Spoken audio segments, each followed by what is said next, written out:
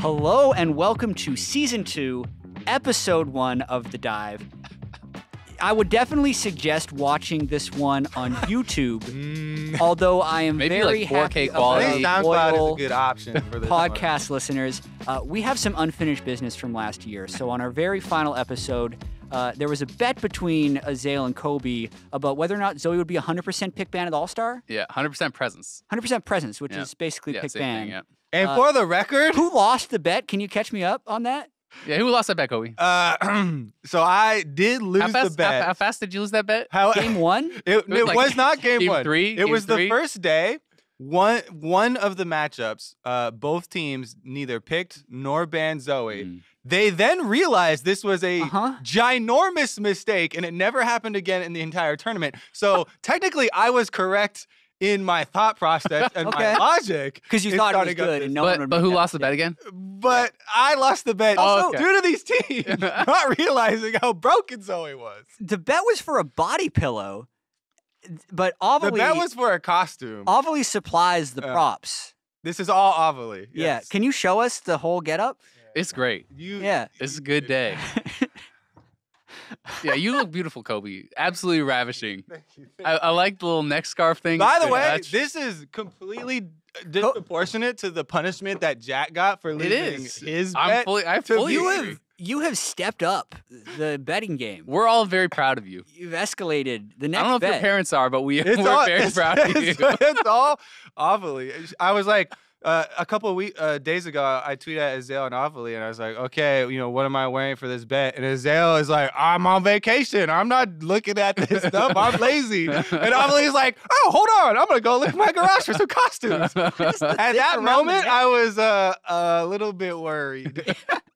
Yeah, I thought you were just going to be wearing a body pillow, but this is much better. That was one of the reasons I was like fine with the bet. I was like, I don't really care. Like the body pillow's not that bad. Jatt wore it's like just like the sheet that's like cut I wore off. like a shirt underneath it too. Like you got this neck thing. You could have worn a t-shirt. You upped the game. Right. You I gotta don't go know all if the that- way if you're gonna do something like it's this. true. I'm not half-assing It's it. true. Like you and Sneaky are competing for best cosplay at this point. This is actually not even the biggest news that we have for our episode today, though. I don't know if I agree with that.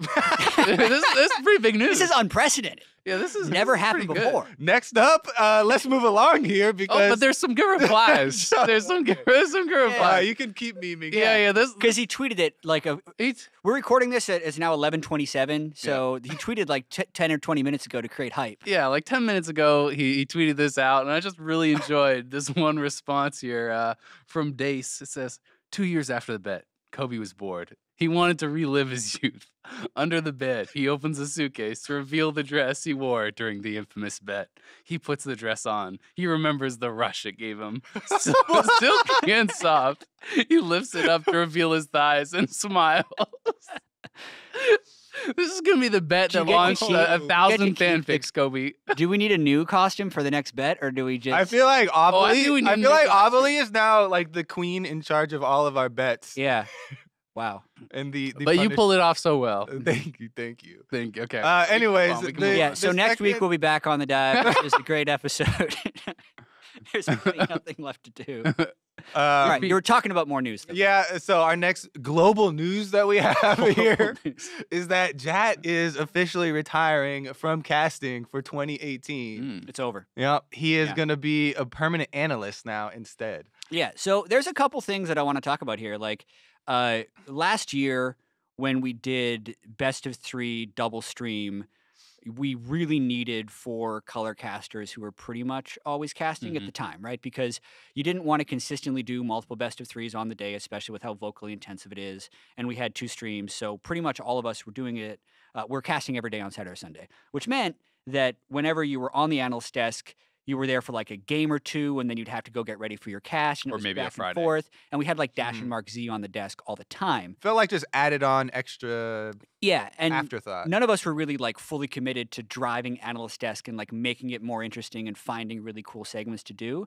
So this year, now that we're back to 1 stream, like we have an opportunity, at least for the spring split, we're going to try a set analyst desk of Dash as the host, Mark Z as an analyst, and me as another analyst, and really committing to trying to like create storylines that we can come back to. So if we make a prediction or flame someone or say someone's going to be doing really well, throughout the day and throughout the weeks, we can continue to come back that and get a consistent storyline. And when you look at traditional sports, like that's pretty much how most of them do it. Yep. The inside the NBA desk is always Charles Barkley, Kenny Smith, Shaquille O'Neal as the analysts, and it's week over week consistent. I think that adds a lot of value. So it's not, this is like a high retirement from casting where he retired from pro play. Like I can totally come back later to cast, but at least for the near But future. and what you, he his thinks. skills are gonna degrade, and Oh, we're just no. gonna. Hey man, he finished fourth in the That's spring true, that's split. He's true. back. He's ready Yeah. to go. So yeah, I'm excited for it. Honestly, when you first brought this up to me as a possibility, though, I did really like the idea of specialization. Now that we're gonna have more time, because not only like you're saying you can return to storylines and stuff, Mhm. but you actually in your off time have more time to actually craft segments. Like Yeah. Yes. we have so many tools now. Like we have all these cool AR tools that we can use to really help assist in telling stories. Mhm. So you guys are gonna be able to set up things like much deeper analysis on jungle pathing or mid lane matchups and actually go into specific more interesting stories, I think, than recaps like Yeah. we've seen before. Yeah, because I mean that stuff does take a lot of time to actually plan out and to Yes. figure out and to execute well. And it also doesn't mean that Kobe or I can't join the desk at some point. It Exactly. doesn't mean that there can't be a 4-man desk or Zyrene or whoever swaps in, right? You can still do that. You just have a more consistent core. And I think it makes sense, right? You guys are all good at your jobs. And if you're only doing that, you should get better. And hopefully ends up being a better experience for everyone. Yeah. Also, just if people are watching the dive but haven't been keeping up with the announcements, with the best of one NALCS and also with Europe moving to Saturday mornings for a lot of their games, if you're an NA fan, NALCS is starting at 2 p.m. Mhm. That's when Champ Select is going to start, and 1:30 will be this pre-show where more details will be announced about the pre-show and specifically like what it's going to do and how it's going to work in a couple of days. But tune in at 1:30 because the pre-show is going to be hype and it's going to be the analyst desk as well as some other stuff. Yeah. Actually, this might be kind of controversial, but I think we should kind of discuss the start times and the layouts a little bit Sure. more, because we haven't really talked about the shifts. And I know a lot of people, East Coast and European viewers specifically, have been pretty upset that North American LCS has been moved back, because we definitely have a global audience, Mm-hmm. and we actually have a large amount of European viewers for the North American LCS. And I actually tend to agree with them. And I do think it kind of sucks for us that we are actually moving our start time back, and they're going to be missing out. We'll still probably schedule games, so we'll like try and have the more anticipated games earlier on. Right. But the thought process behind the change was, since European LCS want some better times as well, and they're Yeah. moving their times back, Yeah. we wanted to try and help them out as much as possible, to move the North American LCS back. Right. Personally, I think the sacrifice, for our side kind of sucks, and But it's I actually thumbs down it. But I feel for Deficio and those guys, and Yeah. we Well, want the- So here's the thing, like back in, this is from my own like selfish perspective. If I'm just thinking about me, I loved watching the European yeah, LCS. typical selfish Jatt. Keep Selfish going. Chat on Thursday and Friday. I'd come into the office in the morning. I'd watch all the European LCS on Thursday and Friday. Saturday, going live at noon was awesome for North America. But I also understand that a lot of European fans want to have the European LCS on the weekend. Yeah. And if they're they're even starting an hour earlier on Saturday than they are on Friday, just so they don't overlap with us too hard. Mhm. And when they're starting at 8 a.m. Pacific time, they do 5 games. They'll probably be done around 1. They're going to do their post-game lobby. That'll hopefully done by 1:30. And then our pregame show will hopefully start at 1:30. So hopefully if you want to have that cohesive experience, you can. Yeah. And I do think that at least for EU and NALCS, and this is a personal opinion, that competing with each other is not what you want to do. I think the amount of crossover viewers is quite substantial.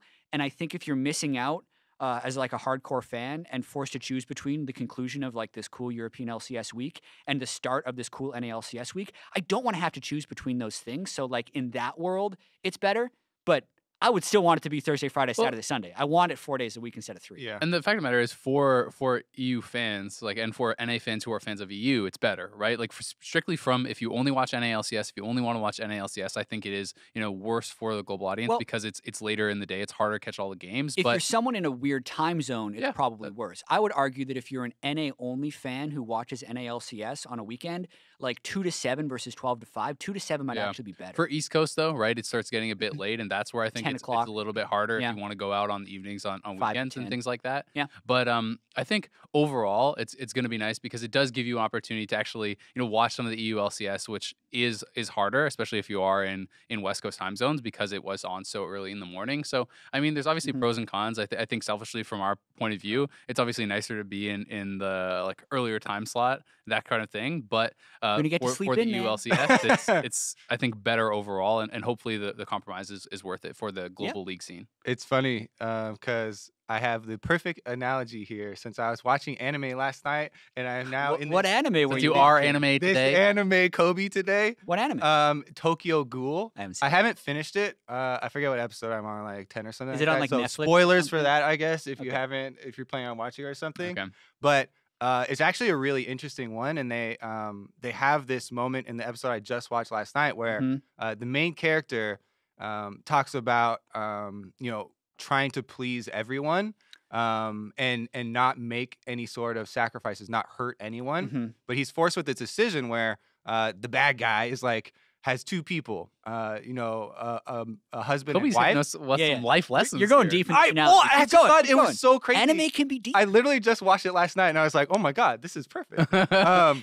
He has 2 people, it's a husband and wife, and the bad guy is like, all right, you have to choose which one of them is going to die. And he's like, I can't do that. That would be like me killing someone. And he's like, okay, well, I'm going to kill both of them then. And the main character is like, I can't hurt anyone. I'm not going to choose. So he ends up killing both of them. And, and you're So like, NA and you are both gonna die, Kobe? that's If they like competed with each other as if they would. Is that what you're saying? No, I'm not drawing any sort of conclusions there. I'm just posing the dichotomy because I thought it was very interesting and very coincidental that just Mhm. happened last night. But sometimes there are choices where you have to make those sacrifices that you're talking about, Mhm. and there is no win-win. Yeah. But it's very interesting. It'll be very interesting to see how this plays out. And obviously, our leadership has always been super open with making changes, based on what happens and Mhm. trying to correct for blunders that we have made. We have all made lots of mistakes. Yeah. I'm interested to see how it turns out because hopefully it can be a win-win. We can save them both, defeat the bad guy, and everybody Door will number be 3. happy. Yeah, well, I mean, that's just one of many changes, right? We've gone from double round robin, best of 3, double stream, back to single round robin. Now Everyone plays them every day, franchising, Saturday, now, Sunday, franchising new teams. From a So many changes. Yeah, from a scientific perspective, that makes it really hard to determine what's the biggest contributing Yeah. factor Mhm. because we have so many confounding ones. But that's another. Yeah, and for those of you that are listening, we're going to be doing another episode before the start of the season where we're going to be going pretty much in depth and do like our full NALCS power rankings. Mhm. We're more touching on like global news and some game patch topics. Oh, today. really? To me, I thought this was purely meme episode. We're starting at 2018. That's what I meant, actually. We're actually just trolling right now. Yeah. Keith Olbermann is someone we should talk about because Oh, speaking of the trolling, top of Reddit. okay. Yeah. I need to get the actual quote. So if you haven't seen it, you guys should check out the Doublelift Players Tribune article because Players Tribune is this website dedicated for athletes kind of in their own words to be able to have whatever statement they want. Mhm. And Faker was featured on it as one of the first big esports athletes, and another big league athlete who's now been featured on it is Doublelift. And the article talks about how he is so competitive as a pro player, how his falling out from TSM happened, how he kind of learned about it from online, how he still has a lot of really close friends, but how he's so driven to destroy them now on Team Liquid. And just, I don't want to spoil the article too much. Read it. It's really good. But we're going to Spoil. You hit all the main Yeah, points. actually, there. go I mean, read it. I It's don't- every I point. don't think there's anything wrong with really spoiling it because I don't think that Yeah. that really takes away from reading the article itself. Mhm. You can get a lot of the gist from some of these quotes, but it's really kind of interesting to see just how strongly he feels about it. And Doublelift talks about his trash talk and how confident he is in himself. And I thought it was really interesting because, in my opinion, from the competitor's perspective, you have to believe that you are the best to ever become it. Like, I just think that you need that confidence, you need that kind of cockiness or whatever you want to say to ever actually become it. Because when you're in these high pressure situations, it's so hard to not get intimidated by a player like Faker, by a play like some of these players like Uzi who have so much history behind them. You need to just have absolute confidence in yourself, right? That you are better, that you will win, that your team is better, and that's something that I do think that the Doublelift has, or at least seems like he does have. Yeah. And he also talks a lot about, how he wants to outwork everyone, right? And that's another thing that I really do think it takes to be at the absolute top, because to think that, you can practice 10 hours a day and I'm like, oh, I'll just practice 6 and I'll still beat you. That's just arrogant, right? Like you have to practice as much or more than the person who's playing the most, I think, to be able to take them down. And it's going to be really interesting for me to see how well he does, because he's extremely driven to prove that TSM was wrong in replacing him, to destroy TSM, to destroy the NALCS, and to really prove that he's still the best. Yeah, I thought it was a really interesting read, just because like I've known Doublelift for so long. I know there's a lot of people that were like kind of criticizing the writing, or like whoever edited it, and the language used, because some of it is left in. They leave in like a lot of likes and stuff like that. But if you're just really looking at the story that Doublelift is telling, and the information given there, I think it gives a lot of information and insight into what type of person he is and the way that he thinks. And It sounds like him. Yeah, it does sound like him. He has changed a lot over the years. When we first started like 6 years ago, he most definitely was just the arrogant that you're talking about. So he was always driven, and he was very driven back then, but the work ethic part was not there. And his talent was definitely there though. So he read that, and he actually was very arrogant, but he has matured a lot over the years. And I think the combination, everything that happened on CLG and him moving to TSM was such a big, moment of growth in his life, that you can really see kind of that drive and that work ethic that kind of anyone who comes into contact with Reginald, Andy, really ends up kind of taking it and idealizing. Has really been put into effect here. And I am also super excited to see what Doublelift can do on this team, where now there's not a permanent Bjergsen leader, right? So this is Team Liquid is a team of all-stars put together, but is Doublelift going to try and make himself like the figurehead, the big leader, the support system for the team? And I'm going to go back a little bit to what you started. Yeah, I talked for too long there. That's my bad. It was good because Doublelift, not as inspiring as the anime model, but it was pretty good. Doublelift had that Chase Your Legend video last year, where it was like the 3-minute thing where he talked about how he had like the perfect life, streaming, making a bunch of money with his girlfriend, and now he went away from that. But his story is so much deeper than that, right? Like, he is one of the first League of Legends personalities we have. He was in the Season 1 World Championship as a Blitzcrank Poppy player. And I'm with Kobe. Like, I was playing with this guy and friends with this guy for like 7 years, and he was a completely different person then than he is now. And he has really grown up and matured in front of the microscope of esports, which is really cool. So then to kind of answer your other question, I know we're not going full into the team previews yet, but he's had that authority figure on so many different teams that he's been on, whether or not it was Afromoo or Hotshot, actually, or Chowster, right? Like, he's moved through so many of these people. Hotshot as an authority figure to me. All right, Chowster.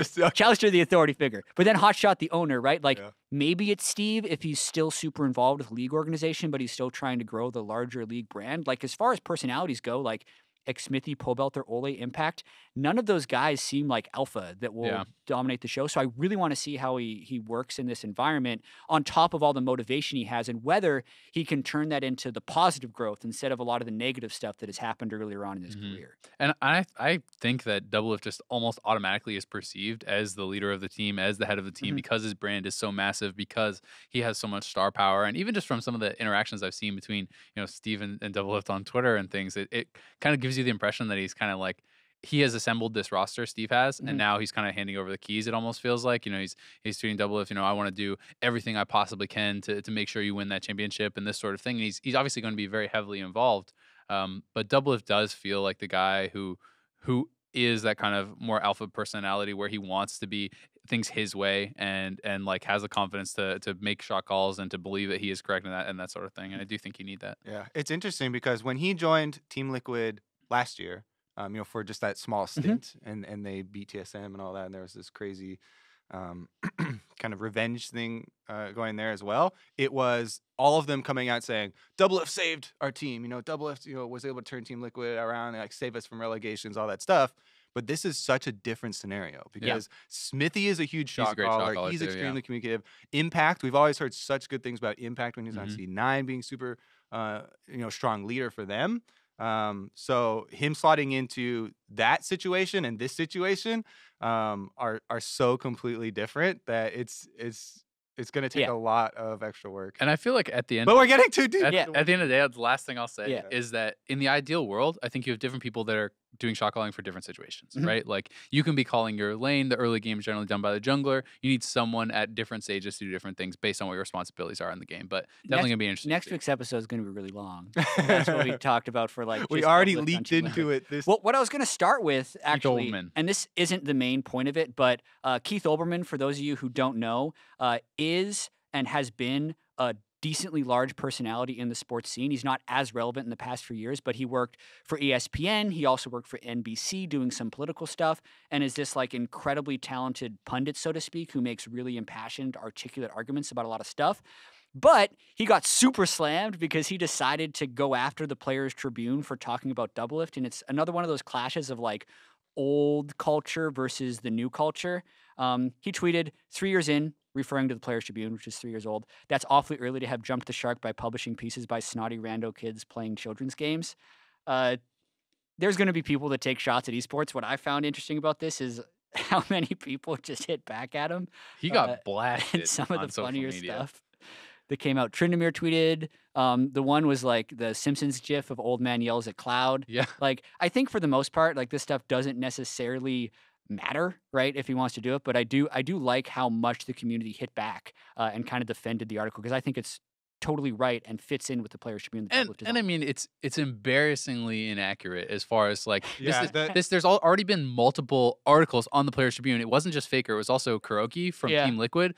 So just off the top of my head, I've read both their articles on Players Tribune. There may be others before Doublelift as well. So not the first time it happened. Doublelift has a massive brand, has been around for a long time. Like the following is there for this sort of There stuff. are plenty of articles on Player Tribune of professional athletes with smaller followings than Doublelift. Yeah.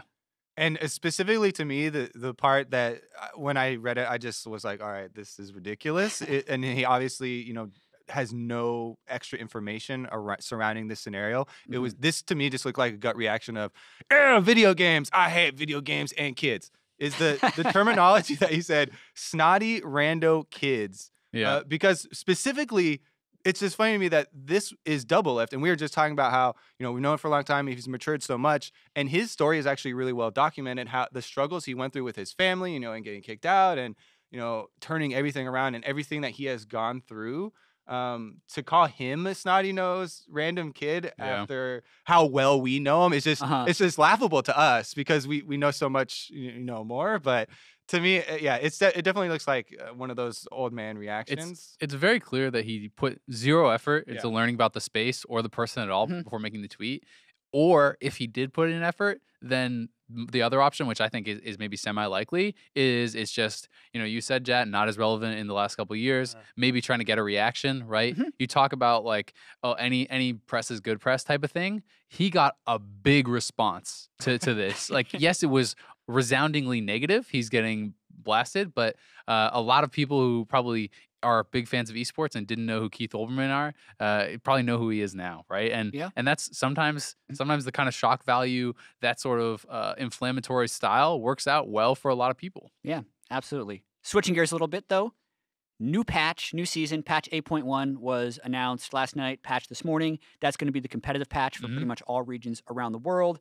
But maybe in kind of the larger scope, it's been a while since we saw All-Stars. Demacia Cup has happened in China, which is this tournament they run that is somewhat serious. But we mainly wanted to talk about like what types of champions do we think are going to be meta on 8.1 and why, and how the competitive landscape is kind of going to pan out. Yeah, and I think one thing a lot of people don't really seem to be playing as much in solo queue that I think is really going to be big is just tanks in general. I think Mhm. that tanks in competitive play are just so strong, and it's not that I get the impression that you can only play tanks, but I don't see a lot of tank junglers or as many tank junglers in solo queue as I think there will be in competitive. I think that champions like Ornn and Maokai and Shogath are still going to be around. They were still popular in Demacia Cup. Sejuani, Tank Jarvan, these sorts of things I Mhm. think definitely can still be really strong and aren't showing up as much. But I do feel like there's a good amount of diversity possible because even just from looking at Demacia Cup and some of the the priorities there, there's still while there was almost always like Ornn and Maokai type bans in these sort of tanks, there was also lots of Jace and Camille and there was Jax and there was like a variety of types of styles, which does make me pretty excited because even looking at the bot lane as well, we went from a long period last year where it was essentially like the supportive AD carries that are like long range and poke and blah blah blah. But now I think you can do things like MF and Ezreal. I think all the crit AD carries are very strong right now with fleet footed and Mhm. everything. So it feels like there's a lot of I diversity. think we Yeah. should take a Let little pit stop yeah. here on the bottom Let's lane let's zero in a little bit because and right. focus. as we're talking about what the meta is going to look like, I am really pissed that it's going to look like overheal, fleet, footwork, at least for the And beginning, Paragon. because I don't Yeah. think that's going to get nerfed before the season starts, and that is just again one of the things where players have found a strategy to either be too tanky or heal too much to negate a lot of skill, I guess, for in the game, right? So if there's always been these periods where some part of the balance in some way you get this configuration where your defense is so good that it doesn't matter how much harassment people throw at you early Right. on in the Mhm. game, or it doesn't matter how many risks the enemy take. It just makes those risks not worth it because your defense is so good. And for me right now, that is the Relic Shield start Yep. with Overheal, with Fleet Footwork for so many 80 carries. And that's a big contributor to why Vayne specifically is so busted right now. And we're seeing it so much in solo queue. And I do think that if all things remain the same, even though we rarely do see Vayne in competitive, this would be one of the Yeah. metas where we do start to see stuff like Yeah. that. I do want to talk specifically about how that works and why we think it developed though, because Mhm. the rune setup we're talking about will most likely be everywhere. Fleet footwork was changed right before the break to give more healing basically and Mhm. scale better off of your AD. And be able to crit. And it increases the healing when you crit by a certain percentage. But Yep. you do that, you combo it with Overheal, which is an extra shield on the AD carry. You can take the lifesteal one if you want to, or the Alacrity one, which is the attack speed. But then you also combo that, if you want, with Taste of Blood in the Domination tree and Ravenous Hunter, which also heals you for your ability usage. So there's all these sources of healing. You then add the Relic Shield source of healing. I've seen people go Relic Shield, Cull, Ninja Tabby on Callista and be fine because they're sustaining so hard in the early game. And I do think this is a response to, at the very start, everyone was like, everyone just gets one shot. There's no way I can be defensive enough. Like some people could splash Resolve and go Iron Skin and Fawn of Life, but like that wasn't enough. Mhm. But this is the tweak. Eventually people found out how to not get one shot, and we still have this really aggressive scaling on crit items. So when you do hit Infinity Edge Shiv, specifically on Vayne, who's the hardest 2-item power spike AD carry on those 2 items, you smash. Yeah. And it's very difficult to punish it with that rune setup. So if Yeah. you're in solo queue, you want to get some wins, Fleet Footwork, Overheal Vayne with Domination secondary, do it. Like it's super fun, but that's all we're going to see in competitive is that rune setup. Yeah, I mean, I do still think though that champions like Ezreal and MF can be very successful and don't have to go that. What would you go on like? So Ezreal will go Kleptomancy because he can outrange and still poke. Yeah, and I get a mean, bunch of I gold. still But wouldn't think MF that still go Fleet Footwork? you can. I think that it's certainly an option, but Comet works, Comet is very especially good. if you want to run like Leona or something and Mhm. go for kill lanes.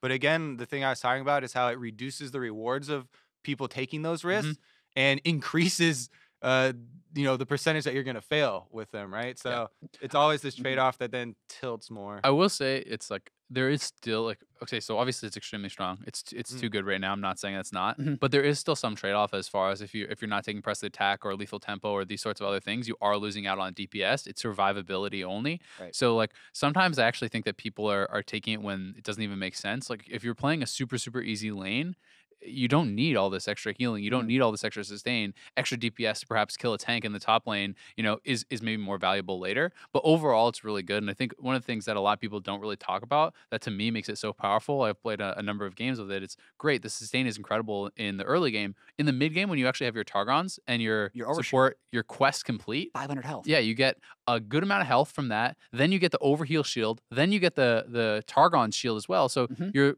up with 500-600 health, something like that total when you have the overshield shield Yeah. and the Targon shield. And it just makes it so much harder to burst down an AD carry because they're starting from this much higher point. I mean, AD carries in mid game can be sitting 1200 to 1500 HP. Yeah. And now you're at 1700 to 2000 essentially. And assassins then are much less effective. Burst champions are much less effective at actually just being able to combo this person down. This is a good transition into point number 2 that I wanted to talk about with the meta and the shift in support items. So part of the reason I want to bring this up is because I've seen a lot of junglers, and I myself have also started to use them, but the support items, with a lot of the gold generation moved to them, Mhm. Bandit and all that, it actually does make sense and is gold positive to incorporate these items on non-supports. Just Right. theoretically, do you guys feel like whenever we have breaches, like jungle items are played by mid laners or support items are played by junglers and stuff like that, just kind of as an overall, Mhm. big scope thing, how do you feel about those types of things? I personally like it. I think it's fun to be able to maybe it doesn't make sense if it's the only If it's option. mandatory, If it's mandatory, Yeah. I think anything that is mandatory is uninteresting. I think when it is optional and when you can use it, well in that scenario, then it's advantageous. Then that's cool. I mean, I actually really liked when you went Cinderhulk top with Smite and stuff. I thought that was really fun Mhm. because if I could play aggressive and push in, I could steal Grumps. I could do things like this. I liked the way that it changed my play style. And another example of how I like it, and maybe other people don't, is I was actually trying some coin Nasus top, Mhm. and that actually works really well. And I would say it's probably really bad against super aggressive early matchups because you have no defensive stats. But the Bandit passive plus Klepto, every time you Q them, you're getting 15 gold plus the Klepto. You could steal something, and you end up getting coins from minions you can't get. That felt fun for me, but it felt situational. Yeah, I got autofilled into top lane for the first time in months Mhm. yesterday, Mhm. and I immediately asked to be able to change a jungle or even support. Get and, me out and of everyone here. was like, "No, not really You'll be feeling fine. top lane right Yeah. now." And I was like, "Oh my god, what do I play?" And I was like, "Just play Nasus." And so I looked up the highest win rate Did you do stuff, coin? and the coin has a 60% win rate as a starting Yeah, it's item super for high. top lane Nasus. So I was like, "All right, whatever." So I picked that, and Did you go I was Klepto playing too? versus I used all the win rates though, so I just went Yeah. that. And I was playing against the Rumble, and the sustain was actually enough. You get a lot So of I health used my regain. first. I had to use my first teleport at level Mhm. 4, so I'm gonna get back after burning a bunch. But I could easily stack. I made an insane amount of gold. I went legendary at 10 minutes, and this I haven't played top lane in 2 months. Yeah. Plus, this is an autofilled, Diamond 1.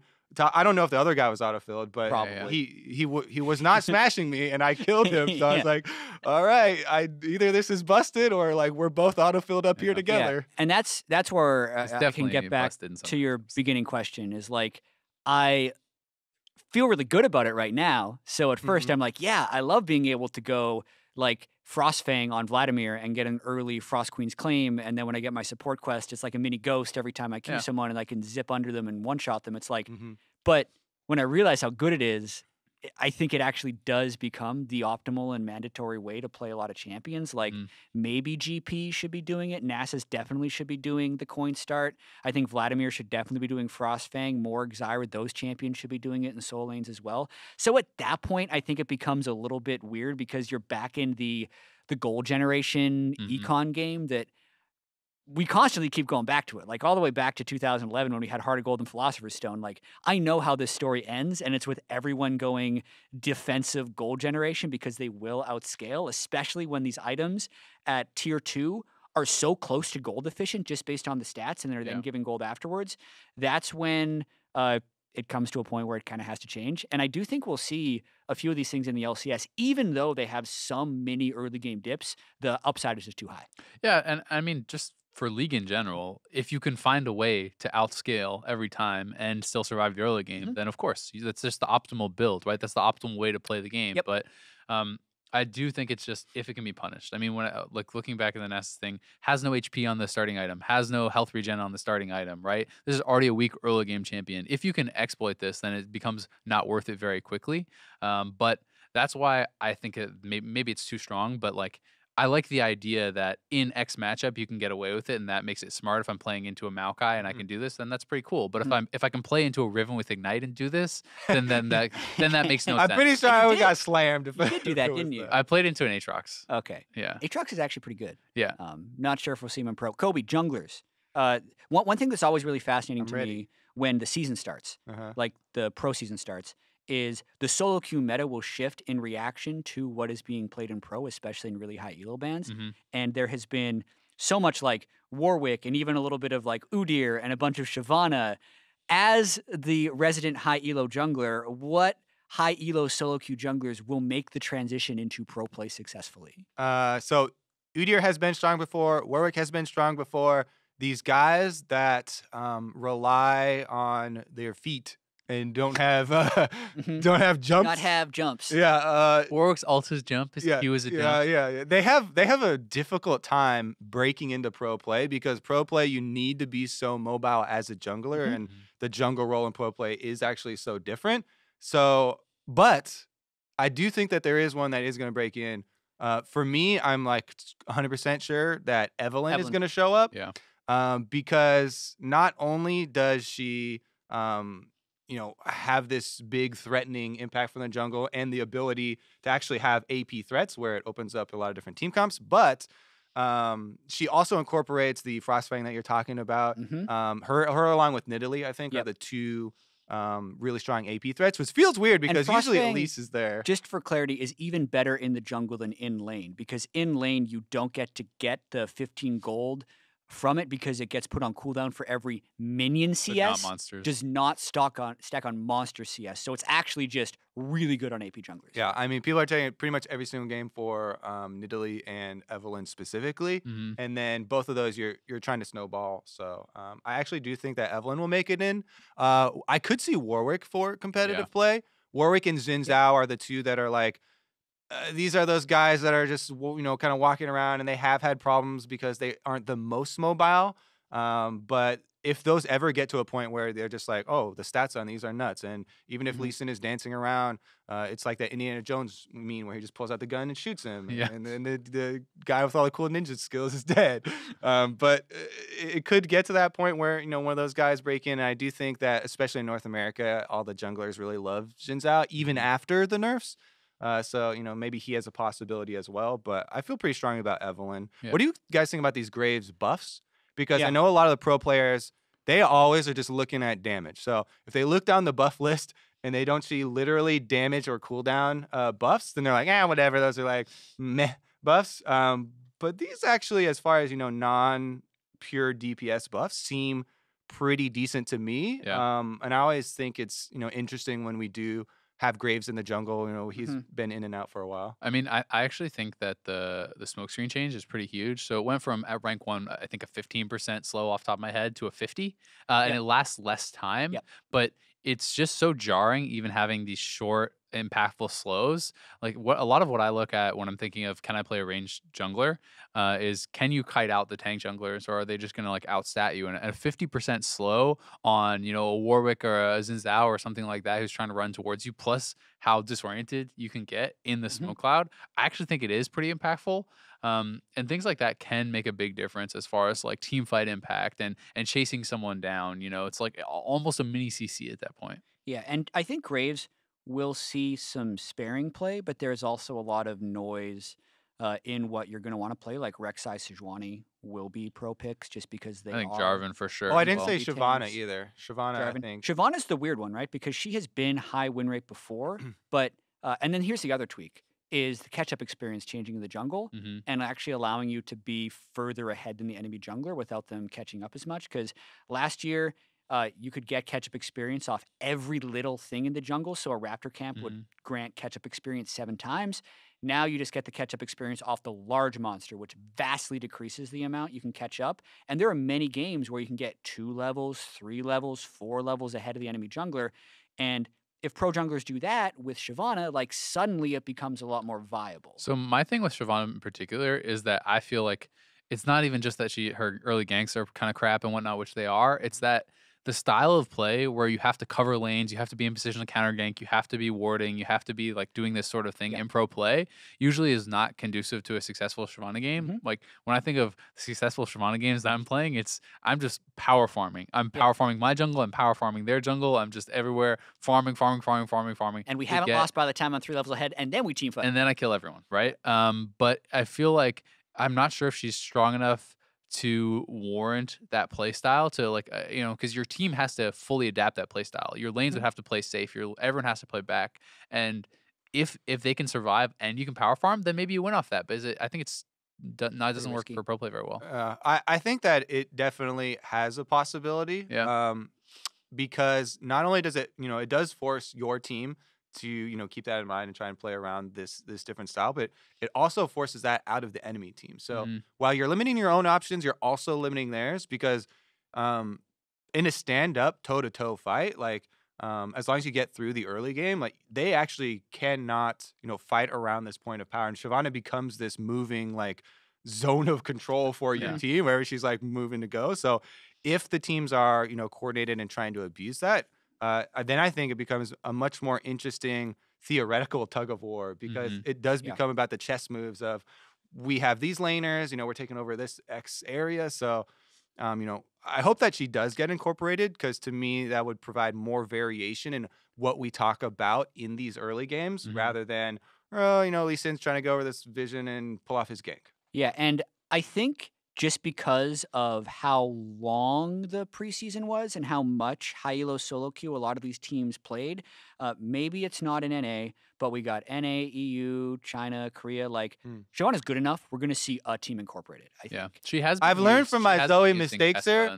I'm never going to go out on a limb and be like, no, 100% pick ban for sure, guys.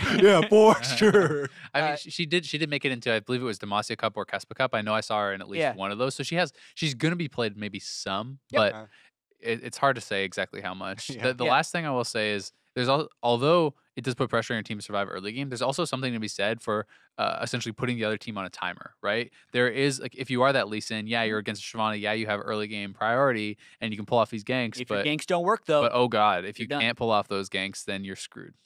Do you want to touch on any other lanes? Like top lane Alawi, I think could be cool. Malzahar's still super good. Yeah. I think Vladimir will see a lot of pro play because that dude's been below 50% before and still been good in pro, and he's like above it with Unsealed Spellbook now. Getting your Ghost on a low cooldown is really insane. Yeah, I think top lane's actually really interesting right now. I did touch a little bit on I think there's gonna be tanks. I mean, I think Ornn is, I won't say 100% presence, but I think Ornn is damn near 100% presence.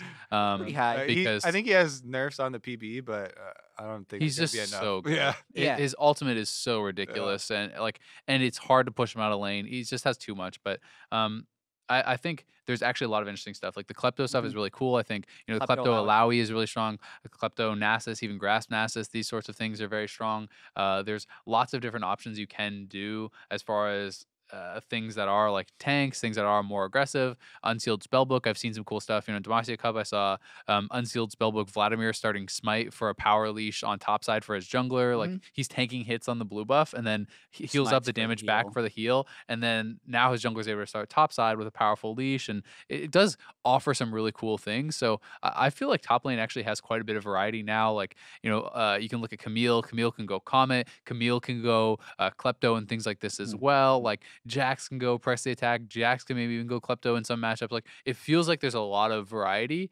and I am very excited to see, especially to your point, Jatt, with all the time these guys have been able to put into solo queue, what they're coming out with. Because I think, especially in a best of one format, a lot of these wins in the early season are going to be decided based on preparation rather than just pure team skill. Because if you pick Ornn or something like that, and I can just farm off you with Nasus that starts coin and Klepto, then hey, maybe I outsmarted you and we just went off that. Sweet. Yeah, I'm really looking forward to the one game they use Predator Jungler and they're just going off for some super cheesy game. Predator Warwick, baby, get it in something there. like that. And then the next game, completely different, right? So it's gonna make preparation for the first couple of weeks for LCS just really exciting. And it's gonna be insane. I hope you guys are like predicting games on the analyst desk We're because going to predict every single game It's and good- track it throughout the year. So Okay, that's I gonna be- hope I don't lose. it's I'm gonna be excited funny for those because win rates. the too. early prediction rates I think have such volatility. I Uh-huh. feel like you guys just gonna get flamed. Could be 100%, could be 0%. That's the plan. I'm going to shoot. Actually, I've never done predictions for a whole year before, so I don't even know what like win rate I'm expecting. I I'm feel- hoping to get over 75%, but that Yeah. might be too ambitious. I feel like mid 60s or something, as a baseline would be very attainable because when you're looking early at in the like season is going to be so hard, though, man. it is gonna be really hard early in the season. But when you look at if you're confident who like the top 4 teams are, even if you literally just predicted them to win every single time, Yeah. you're already given like a very high win rate, right? Yeah, like if you just think that TSM, I predict them to win every single time, and they have a 90% win rate. Well, I was that's gonna pretty say I'm gonna start right now. What do you got for game number 1? Team Liquid versus that's spoilers, dude. TSM. We haven't even done our preview okay, or our okay. next thing. I'm just You know. showing my interest here. good. The analyst desk. I actually have some pretty serious questions about both of those teams. Mhm. So my dark horse for the year is CLG, actually. They're going to be super good, but we'll get into the The details classic dark at a later horse. time. We do want to talk about really quickly, since we're going to do the full NALCS preview next week, there's a lot of global league happening, and we have a little bit of time right here. Like, is there some random thing in some far off place that you're super excited about? Well, Sightstone Changes. We haven't actually gotten into that, so Wow. Yeah. that's Okay. something that I'm pretty excited about, and I know it just got announced. It was on Reddit today or yesterday or something like that.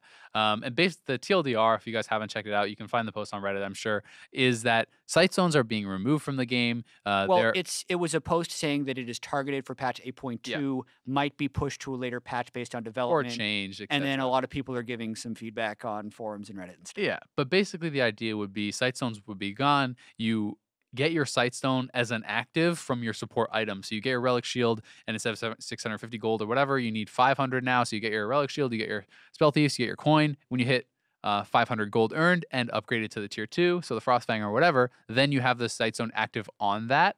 And the idea being that it allows you to have a more diverse range of options for items, right? Because I don't have to spend my 800 gold on my Sightstone right away, so now I can rush my Mob Boots, or now I can rush my Ardent Sensor, or now I can rush my Locket, or whatever. Mhm. But people have had overwhelmingly negative feedback on this, at least on Reddit, from what I was reading. People are concerned that this punishes roaming supports because you're not collecting the gold. You won't finish Yep. your Sightstone as fast.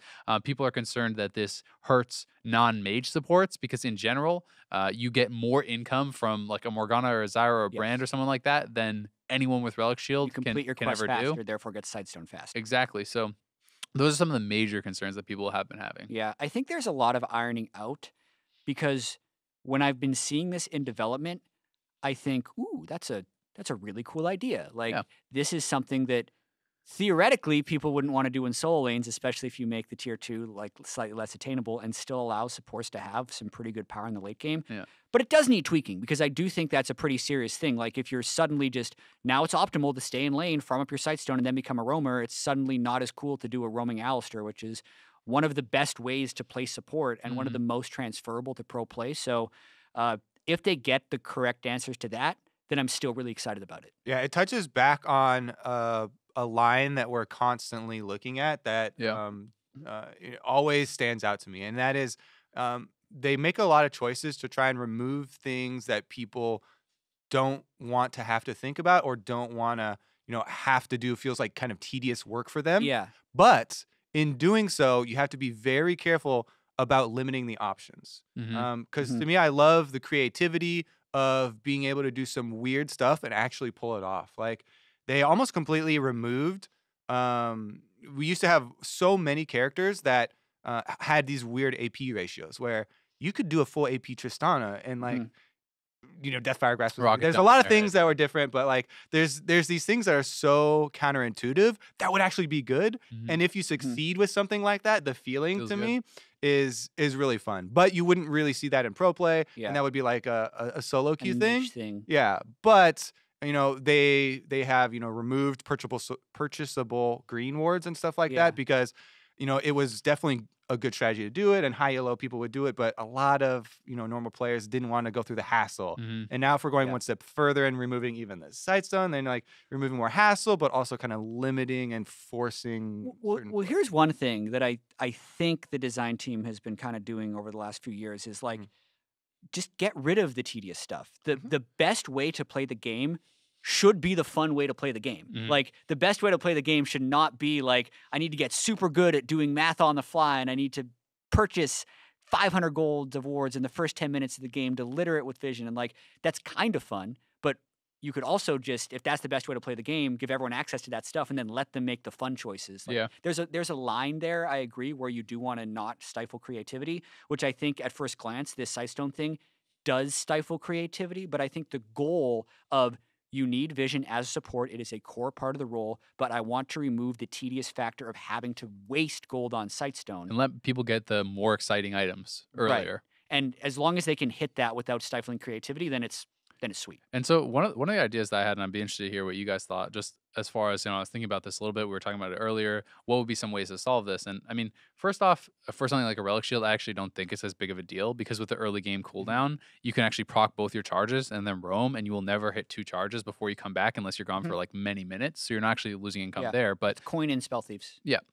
For those especially, I feel like so gold generation needs to be relatively even, right? Because if you cannot get a Sightstone as fast on a melee champion as you can on a mage, that would be a big disadvantage for pro play, right? So first off, I think that needs to be evened out. But one thing that would be interesting as far as roaming is rewarding assists and kills more. So like put some of the towards the support quest, right? So allow that to be something because yes, you're getting the Sightstone faster, but if I was roaming in the current game and I got a kill, or I'm getting my Sightstone faster too, right? It equates to the same thing. So to not de-incentivize that, it's like if I'm Alistar and I roam mid and I kill the mid laner and I get an assist, that gives me X amount of gold, 100 or 150 towards my support quest or whatever. Yeah. Because there is a line, I think, where you can have it so you're not punishing roaming and all the gold generation is around equal. And then it's, I think, risk versus reward because I should be punished for that roam if I get nothing, but I should be rewarded if I get something, right? And that's where I think it's a happy medium. Yeah. And then it becomes more cool because then I actually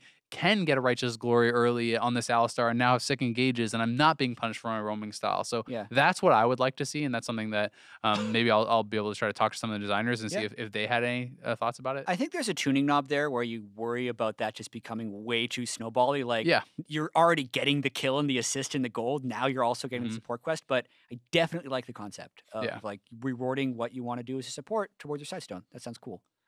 As far as looking at what, one big thing across the world or whatever, though, 2 things came to my mind. So I'm going to go over to Europe and over to Korea. Okay, I got a China one, so we're going to cover I already knew what yours was, so now we're covering all bases. So everybody's going to be but the 2 biggest things to me, immediately, as soon as Faker lost the World Championship, I was immediately thinking, like, holy shit, what is he going to look like when he comes back? Is he going to be pissed next year? Like, I was already looking forward to, like, Baker coming back and just... He's going Super Saiyan 3. Wrecking people. He's playing assassins all the time in mid lane or, whatever. But SK Telecom, to me, in the offseason, they actually kind of struggled a bit and kind of limped through it. I actually, I'm thinking about the reverse of our bet where I would be willing to bet on KT this season. For first. Let's calm down a little bit, but first place spring split. You want to bet right now? We won't make the bets right now. I'm currently serving my time for the previous lost bet. He needs to recover mentally and physically from this bet before he can consider making future bets. Yet that won't finish first. I'll bet you right now. Anyways, the form of SKT this season to me still feels like they're trying stuff out because they got a lot of these double positions where they're like, oh crap, we're gonna have to have. They wanted Marin, but they couldn't get him. They've got all of these like double positions, and then they're like, all right, but Faker and Bang are still our carries, and that feels like all they're really sure of.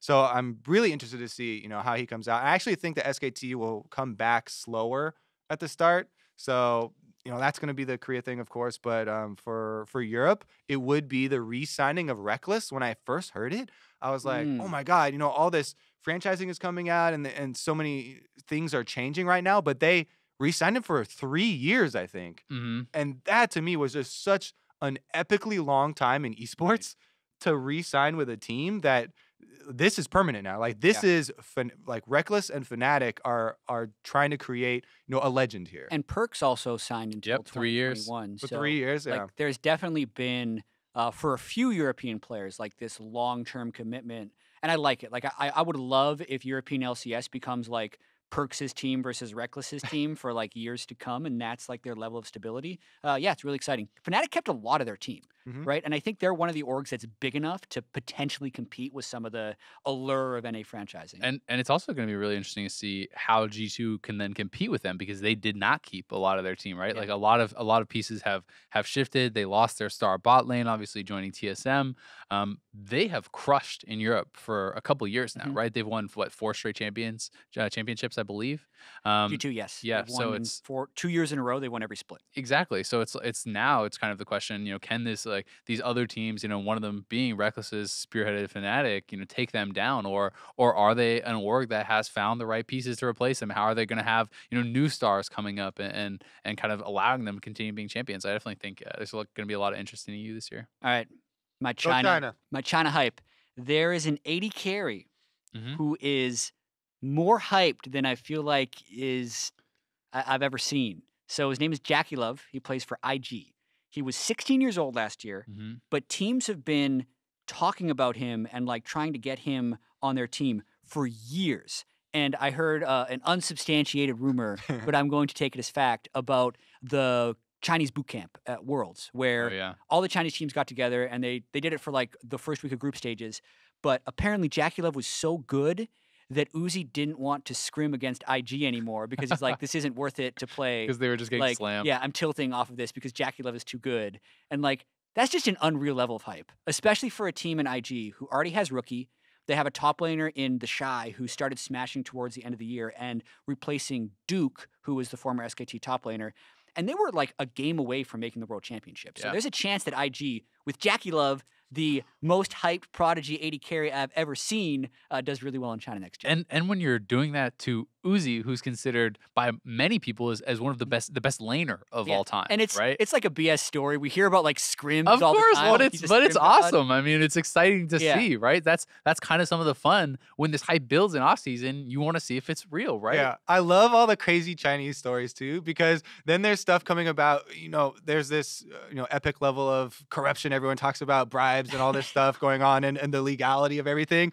There was also a story where like multiple teams, IG's trying to like forge a document to say that he is old enough to play early. Like and then apparently, there were multiple other teams trying to like contact like government officials and stuff to bring people in to be like, this guy's definitely not old enough. Like, we need to get him out of here. He's be insane. They're trying to prove that Jackie Love isn't 17 years old, so he can't play in the league. So there's like political, games going on and espionage, and I just love all these different levels. Plus, apparently there LCS is slacking. We don't have any of that. We need to create some drama. Mike Young is actually 14. There you go. On top of it, I heard that there was actually another young 80 kid that was too young to play. So there was Jackie Love, iBoy was one of the other ones. There are two of them. And then there was one more who I don't remember what his name was.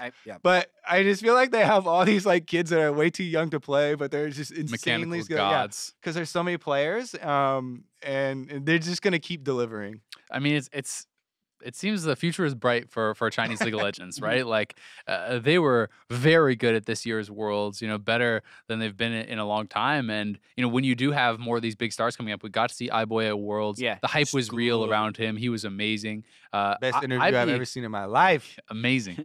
I would be very excited if Jackie Love makes it as well. Like, imagine if the 3 Chinese teams are, you have iBoy, Uzi, and Jackie Love, and you have this 80 carry triumvirate, right? It's very exciting. Yeah. Move on to Twitter questions? Sweet. I got one from Justin Hahn, Kilo Ham. What do you think about the design team's decision to switch between small patches and large patches and their future effect on competitive play and meta? Well, it does make things more consistent. It may leave problems on a standby for the sake of being pushed back to a larger patch. And this is referring to what Medler has posted on the boards about kind of a test that the design team is going to start to do. So even numbered patches like patch 8.2 will be larger, and then patch 8.3 will be very small. And then every even numbered patch, which is every 4 weeks, would be the larger change. So it's about trying to create a slightly more stable game, but still having that window to tweak stuff that's really out of line. So for me, one of the reasons I think this immediately sounds good, not thinking from player perspective or pro perspective, but thinking from designer perspective, having worked on playtests and that sort of stuff, Yeah. I immediately think, great, you have 2 more weeks to test a big change, Yep. right? That's one of the immediate things is that then I hope you can more consistently get those bigger changes right, because it can be very hectic when there's a lot of work going on. There's always tons of new champions in the pipeline. There's tons of new, updates and changes, and then there's systemic changes, and there's so many things. It can be hard to have enough games played on a significant change to really have high confidence. So this doubles your time for those big changes, and I think that should up the consistency of making them good ones. Yeah, one of the things I've been curious about for a while is, do we have enough breathing room for counters to develop? Yeah. A lot of games that I've played have extremely long periods between patches, and that can be frustrating because whatever's broken and Stays is broken actually forever. broken will remain broken for a long time. But it also has led to some really interesting innovations where if something is broken and the playstyle around that, everyone just kind of auto defaults to picking stuff into that. There are a lot of cases where you just haven't pushed yourself to the edge or thought about it in X way, where there's a counter in the game that's actually very good against this strategy. You just didn't know it And yet. so, yeah, exactly. And sometimes two weeks is very short. So a lot of times everyone just jumps on what's strong and doesn't even try and come up with what might not even be there as a really strong counter. But this to me seems like it gives a bit more breathing room for those to develop. But as you said, 4 weeks might just be, and there probably will be cases where, okay, we want to test it and see if this broken thing is actually broken, and we're going to wait a bit longer. Yeah. And, it turns out nobody can actually come up with a counter or whatever in that 4 weeks still, and so you have to deal with it longer. But I do like the option of other things developing there that without us pushing it. At first glance, I like it. I think even for pro play, it gives more reward as well for learning something, because it's less likely to be immediately changed in a big way. So you'll be able to transfer more of your skills for longer. And as well, they only have normally like a couple of days to actually make the changes in a 2-week cycle. So if they have more of a 4-week cycle with the middle ground, it's going to be really good for hopefully tuning. Next question as well. This is from Dan Only. We touched on this a little bit. We're starting to see longer-term contracts for star players. Guys are getting locked down for 2 to 3 years. It's a very long time in esports. And as the league evolves, are we going to see more increased career longevity? Will some of these guys play into their 30s? Yes. Yes. Like, we have talked about this a fair bit on the show before. We're already seeing players get into their mid, maybe even late 20s. Doublelift's been playing since he's 19. He's 25 now. He's going to play until he's 30, right? Like, He said in his letter he's going to play until they kick him out or he dies or something like that. Yeah. He's like... I know players have had the goal. Like, I talked to Mad Life 4 years ago. He said he wanted to play until he's 30. He says he's taking the split off as well because he's kind of had a hard time finding the thing. But what used to hold players back, I feel like, was the ability to spend time on the game, not necessarily your reflexes diminishing. So, yeah, I think the experience is going to pay off in a big way. The brands that they develop over years is also going to incentivize organizations to keep them around and give them more opportunity. And I think as it's more and more stable, you're more and more comfortable feeling like, hey, I could be a pro gamer for a long time, right? One of the biggest reasons that I stopped doing pro gaming was I wasn't sure that it was a secure future at all for me. I wasn't sure that I would be able to have a house someday or continue to afford an apartment or whatever. It's hard if you don't know that it's still going to be there or in what form it's still going to be there. I think people have confidence that in 3 years, that in 5 years or whatever, it's still going to be there. It's still going to be a big thing. And that's why they're more comfortable, I think, signing long-term contracts. So it's pretty interesting. And also another thing which is kind of tangential but connected is I've been hearing more talk about people, trying to have it so that the training house is a training house and you don't live there. And I think that move also makes it more realistic to do it long term, because if you want to have a serious relationship, if you want to get married, if you want to have kids, well, guess what? You can't live in a pro gaming house with your wife and your kids. That would be friggin' It'd be terrible. a big house. It would be awful. It would be so bad. So How about all the kids could play together? yeah, you just have them all running up behind their streams and pulling on their shirt, Daddy, Doublelift. Yeah, Team Liquid Junior or something instead of like Doublelift Junior and Special Junior. Yeah, exactly. Oh my God. The little kid leagues now, then there would be like it would be like youth baseball or something, and the pro player children would Doublelift just is like come angry to the parents. come to the playground and be like smashing everybody. Yeah. That would be hilarious. Yeah. To the specifics, though, of actually signing these 3-year contracts, why it was so surprising to me is because there's been so much fluctuation. And the actual specific of signing a long contract or signing a short contract is a lot of, any other risk that you're taking. Like it's like betting on a stock, or I guess the more apt example right now would be a cryptocurrency. Do you think right now there's a big boom and you can sign for a long contract right now with franchise and everything at an increased value, and you think it's going to go back down soon? Or do you think that you as a player, your value is going to rise, so you want to sign a short one? So those are specific to me, to the player, and what you're thinking about the trajectory of where the industry is going and where your personal brand is going, to influence those decisions. And that is really on a case-by-case basis. It's a bet made by both sides, right? It's a bet by the team wanting the consistency of the player, thinking they'll be successful, and the player thinking that they're not going to outgrow their value in the next few years. I got a stat that blew my mind in a meeting the other day, and I'm going to spoil it right now. How many NALCS, so we had 50 NALCS starters last year, how many players are starting for the same team as the summer split of 2017? No, it's going to be incredibly low. Yeah. It's going to be like 15. 15 players? Yeah. Yes. Of 50. There were 50. I think single digits, honestly. 9. Okay. Oh! 9 out of 50. You give a bigger variance. I was 6 So away. I was pretty obviously, close. you gotta be we smart. both win. We both win. No, he won. He's single He digits. said single digits. That's cheating. He could have predicted 1. I would have been closer. Oh, did you? Give me this, Azael. I'm wearing a goddamn maid outfit. Okay. You can have this. Yeah, obviously there's left only me hanging, 30 though. That's starters fucked up. possible because we had 4 new organizations, but that's crazy, right? Because Yeah. especially with all these teams doing 2- and 3-year contracts, you imagine like next year, it's got to be higher. Like it's got to be 25, 30. Just the turnover with franchising as well as all the multi-year deals was huge this year, and it's got to calm down in the future. Can also sell contracts though, right? Even though you have a 3-year contract, doesn't have to be served out with the same team if someone's willing to buy it. And the other thing is always, if you're talking about Doublelift and is he going to play for a long time, if you're getting older, you probably want more stability, right? There's always, it's the same thing kind of in the caster world. Do you want to be a contractor and potentially, if you maximize everything, maybe make more money? Or do you want to have, maybe have a salary, but you're locked in, what you're going to make? And if you want stability, that can be worth it for some people to have that trade-off. Yeah. Final question of the episode. Mike R. Heart Beast or Mike_CS. With the new runes, we saw games in solo queue being shorter due to most damage dealers not having resistances. At least we saw that early on. Do you think the game in the LCS will be shorter too? Shorter. I say no. I say the game's not going to be shorter with the way people are currently playing, trying to scale and hit power spikes with gold generation items. I think it's snowbally, like laning phase might end earlier, but I think the actual game will be about the same. It's interesting to me because I think for a different reason that the start of the season at least will be shorter games because of best of 1 switches and how much preparation is going to, go specifically into a single strategy. And because there's so much, as you're talking about surprises, there's so much unknown right now that I feel like people are going to be crafting for specific victories, and some of them are going to work, and they're going to work really well.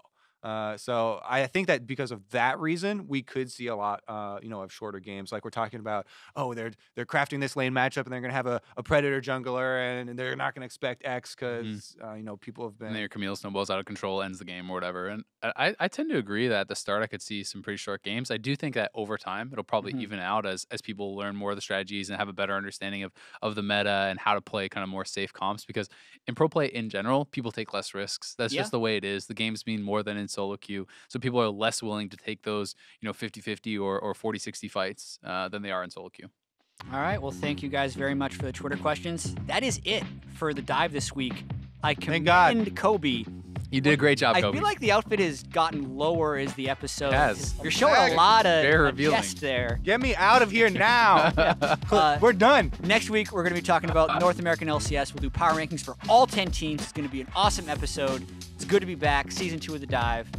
Hashtag The Dive LOL. Tweet us, Azael, Kobe, Jatt. We're going to be more active on Instagram as well. Stories, promos of The Dive and stuff. There you I go. still have yet to do a story. I've never done a story either. I did a story about this. I know, I'm Kobe proud of you. Would not let me show his outfit because he needed the reveal on his own social. Hey, he needs to get something out of I'll this. give him That's that. only fair. I'll That's give him only that. fair. That's totally worth. Retweet It's good to be shit back out of that. It's worth it. Get me out of here now. See you next week.